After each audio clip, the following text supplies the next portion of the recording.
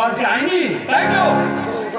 আসলে ওসব পার্টিতে কখনো যাওনি, কিন্তু এবারে তোমাকে যেতে হবে। ওই নাইট পার্টিতে অ্যাটেন্ড না করলে হাই সোসাইটিতে মেশা যায় না। এসব আজকালকার গায়াতে তুমি কখনো মানুষ করতে পারবে না ড্যাডি। ওরা শুধু জানে হীনমন্যতায় ভুগতে।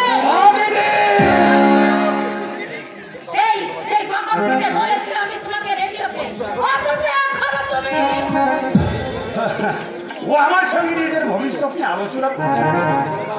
ওকে তুমি বলে দাও ড্যাডি, ভবিষ্যতে আমার কথা না বলতে হলে ওর ভবিষ্যৎ কিন্তু একেবারে অন্ধকার হয়ে যাবে। তুই দেখছি খুবই রেগে গেছিস। অবশ্যই অবশ্যই। আচ্ছা তুমি তো জানো ড্যাডি, ডাক্তার ছুড়ে আমাকে কতখানি ভালোবাসে। তার পার্টিতে অ্যাটেন্ড না করলে হাই সোসাইটিতে আমার পজিশনটা কোথায় গিয়ে দাঁড়াবে একবার তুমি বুঝতে পারছো? পারছি বলে গোপালকে বলছি এই মুহূর্তে তোমার সঙ্গে যেন পার্টিতে অ্যাটেন্ড করে। যাও তোমার যাও। বাবা ডাক্তার হিসেবে নিজেকে মানুষ হিসাবে করতে।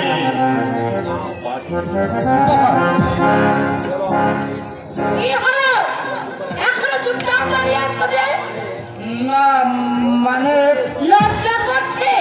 নিজের বউ পরপুরুষের গলা জড়িয়ে ধরে নাচবে গাইবে, এটা মেনে নিতে খুব কষ্ট হচ্ছে।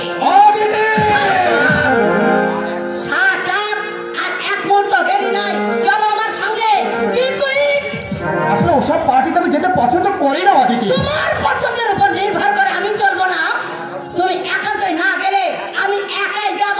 অদিতি তোমার মতো গাইয়া ডাক্তারকে বিয়ে করেছি বলে নিজের স্বাধীনতা বিসর্জন দিতে পারবো না। Aditi You better understand. তুমি আমাকে ভুল বোঝো না অদিতি, তুমি আমাকে ভুল বোঝো না। গ্রামীণ শিক্ষায় শিক্ষা লাভ করে আমি বড় হয়েছি, ভাটিয়ালি আর বাউলের সুরে আমি আমার মন ভরিয়েছি।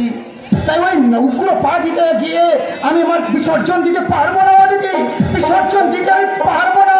এখন থেকে অভ্যাস করতে হবে তোমাকে। আর না করলে এই অদিতি ভট্টাচার্য তোমার মতো গাইয়া ডাক্তারকে সে ত্যাগ করতে বাধ্য হবে। Understand? You better understand. Aditi শোনো, অদিতি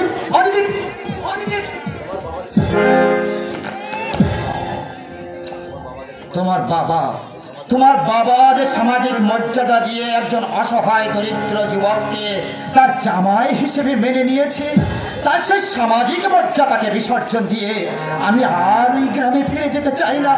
আমি চাই না আমার উষর জীবন থেকে তোমাকে হারিয়ে ফেলতে। আমি যাবো দিদি, আমি যাবো ওই সরকার সিঁড়ি না খুঁজে, আমি তোমারই হাত ধরে